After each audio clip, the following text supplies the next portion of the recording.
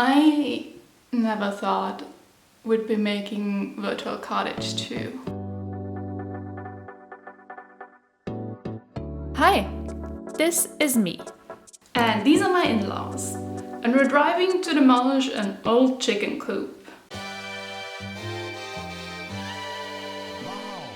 Why is this relevant? I just came back from helping destroy an old chicken coop, which was super fun, but also very exhausting. But I wanted to record this now because right now the Unity drama is going down. Unity Technologies has recently adjusted their fee structure. On top of a flat subscription service, they will now charge game developers per install with retroactive terms of service changes. Why is this relevant? Usually we wouldn't be affected by that because we use Gamemaker and Godot. But 2 weeks ago we decided we want to make Virtual Cottage 2 in Unity to be able to work together with our friends from Remaking Games. And I'm kind of sad that this is the first part of the Virtual Cottage 2 vlog that I'm recording, because I was planning on recording us making the game, and now step 1, which is choosing the game engine, is up in the air again. We decided to wait for Unity's reaction, but ultimately stuck with it as our game engine. Okay, so why Virtual Cottage 2? Wait, let's talk about it. When I made Virtual Cottage 1, I wasn't really prepared for how popular it would become. If you're a college student, you're going to love this cozy study tool. Virtual Cottage. Virtual Cottage was released in October of 2020. Virtual Cottage. You download the game from Steam into your laptop. It's the cutest thing ever, okay? It's a study timer that works great for those of you who like to set a target time for working.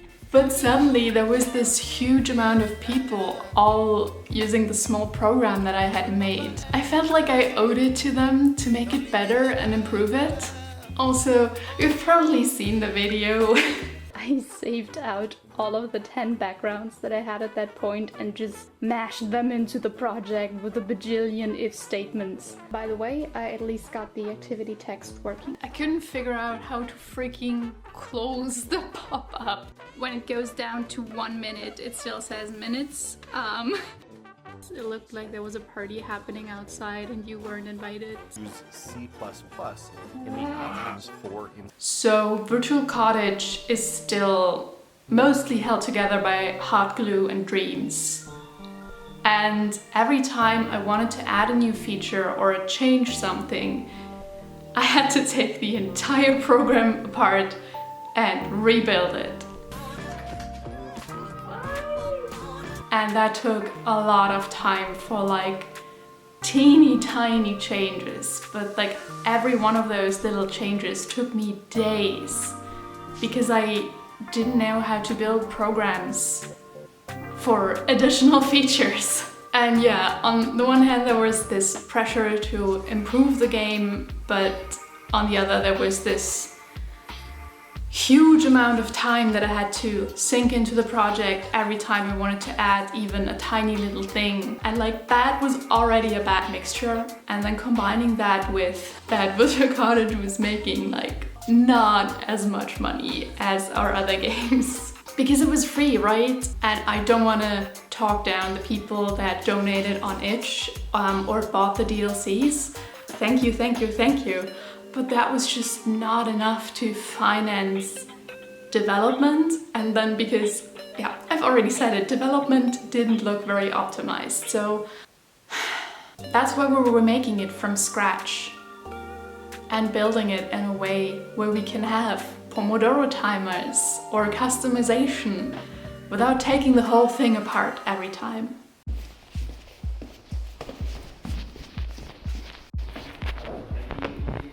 I was heading over to the Remaking game office. Wow. I have office plants and a serious meeting room where we're gonna talk about a game design document. Specifically this document.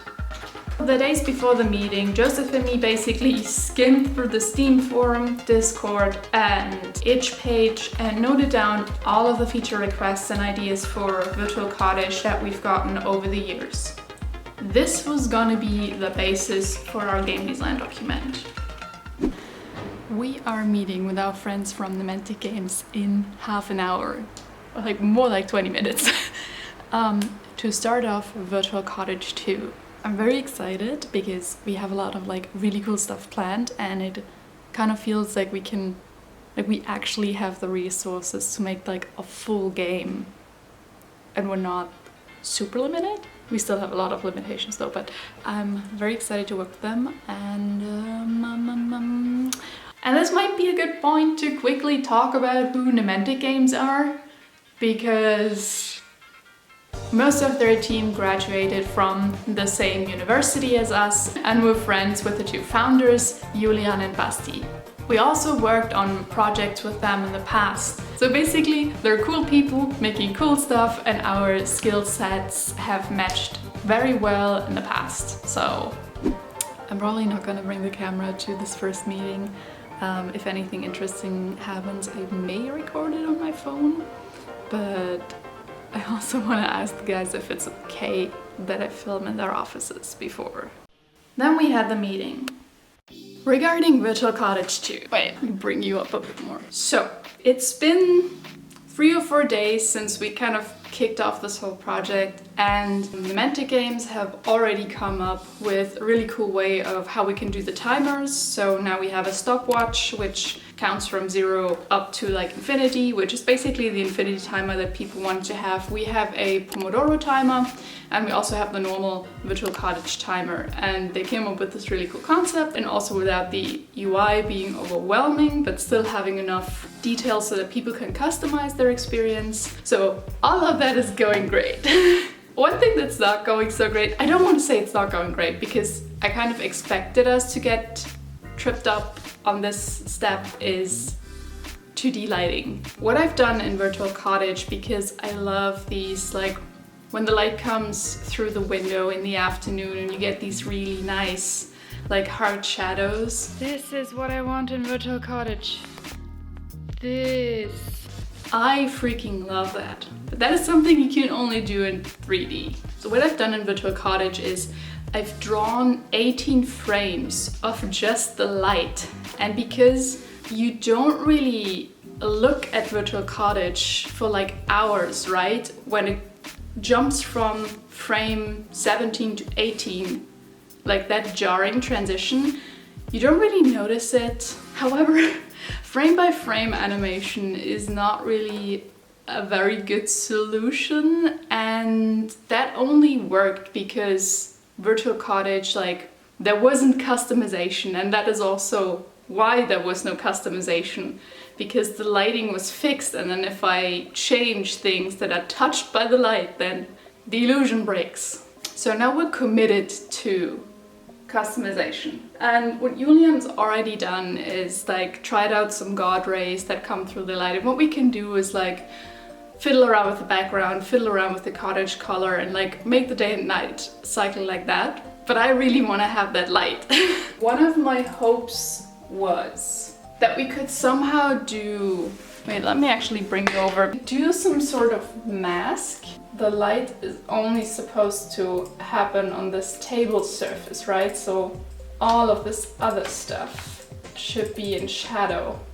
But then what if we place a laptop on here? And I think if it were just the laptop, it could still work. But then what if we want to do desk customization?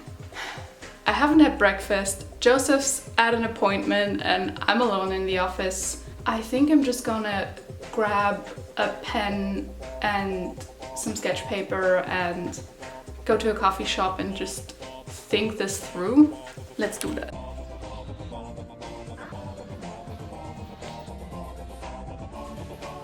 Hello. That was super nice. Now I just need to get home, and it's pouring rain and blah. But I got a lot of things done. I think I still need to digitize it and make some dummies because the customization is gonna be very tricky. I was already thinking about lighting, but what we needed at this point were dummy assets so we could start working on the customization tech. And what I'm now going to show you is the first Virtual Cottage build that we made. So hold on to your chairs.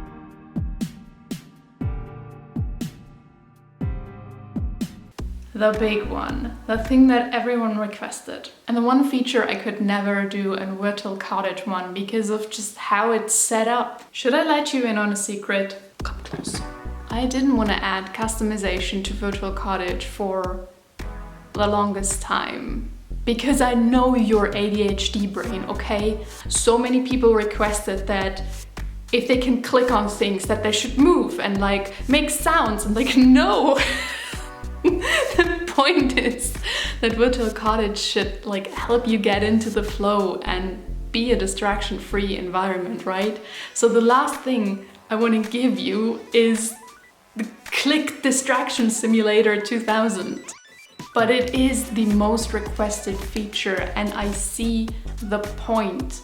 Studying or doing something while Virtual Cottage should give you a reward that you can then use in Virtual Cottage and also see visual progression. I like that sort of thing and I want it. I'm just very conflicted. And I know I shouldn't care and just give the people what they want, but like I do care. I can feel my own focus getting worse and I don't want to contribute to that. Long story short, we are adding customization. Simone, aren't you a fucking hypocrite? Yes. So what innovative game design feature that we come up with so that people don't just decorate their cottages but actually get shit done? It's a button. So basically for Virtual Cottage 2, I wanted to have two modes. I wanted to have study mode and we have decoration mode. If you click on decoration mode and you're having an active timer, that there's a pop-up that asks you, do you really want to stop this timer, or maybe your progress is gonna be lost or something. I don't know yet. Doing it with design and like having these two different modes is gonna help your brain focus on like, I'm in study mode, I'm in design mode. So next up we had a meeting where we talked about how the customization was supposed to work. We pretty quickly ruled out free placement of objects like in The Sims 1 and instead decided on a slot system where you would click on a dot and then choose all of the items available for that slot. So this has been a very weird day. We've been helping my best friend move her furniture out of her old place. So we're both super exhausted. And then earlier Julian from the Mente Games dropped by to bring us some kimchi. And he basically told us that they're having to shut down their company because they can't find any more client work. Okay, so the camera just died, so now I'm recording this on my phone. We basically have to let go of most of the people working at the company because they're running out of money and they're not having any follow-up client work, which sucks. But like they knew that that was coming for a month, and we've also talked about like what happens if Virtual Cottage is their last project, and I don't really want to get into the details now, but like this project just feels very cursed from the beginning.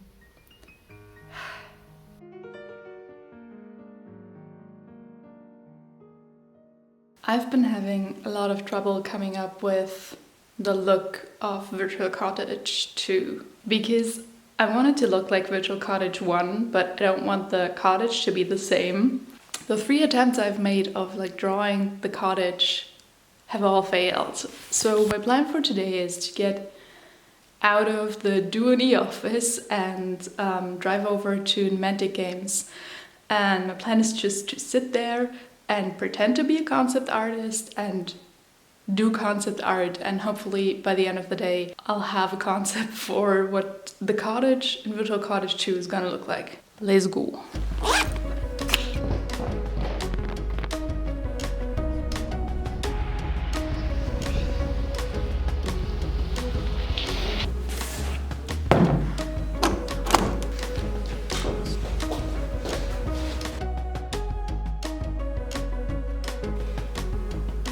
merken. Okay, so I think I'm happy with where I'm at for now. We managed to get a layout done, and now we're gonna go for lunch, and then let's see if I still like it afterwards. But right now I'm very happy with the base layout.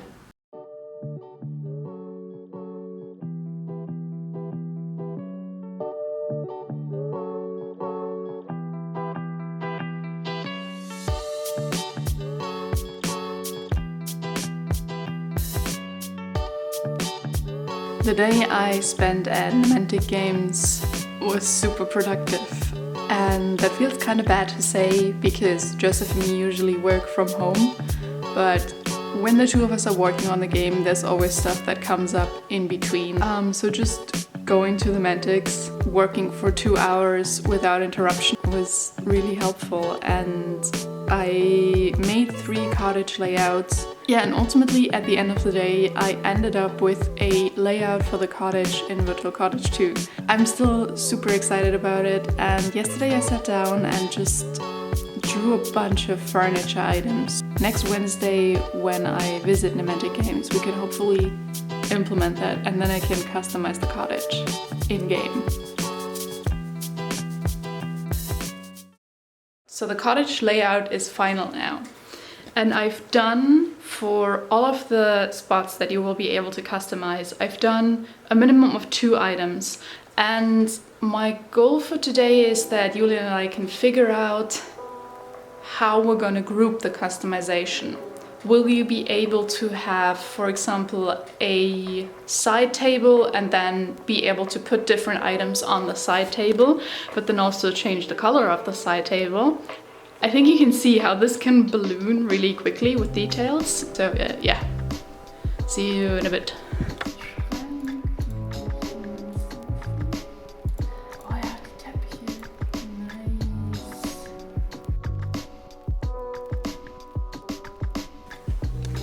Hi, Editing Simone here. The rest of the footage that I have is pretty random, so let me quickly talk you through all of the juiciest bits. This is what the prototype looked like that day.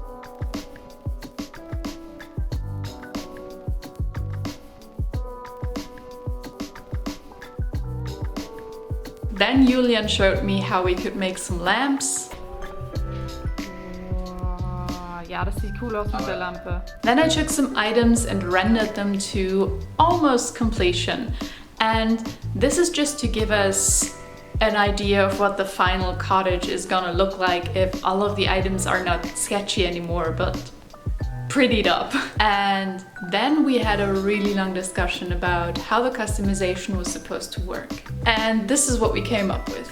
Unlocking an object would give you all of the color variations at once. And then every big object would come with its own decoration slots that you can then click on to place potted plants or details on it. And here is that system in action.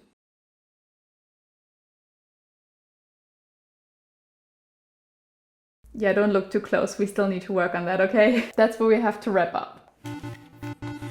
So thank you so much for watching. I hope you're as excited for Virtual Cottage 2 as I am. And yeah, if you have any feature requests or ideas, feel free to leave them in the comments below, because this time we may actually be able to implement some of them.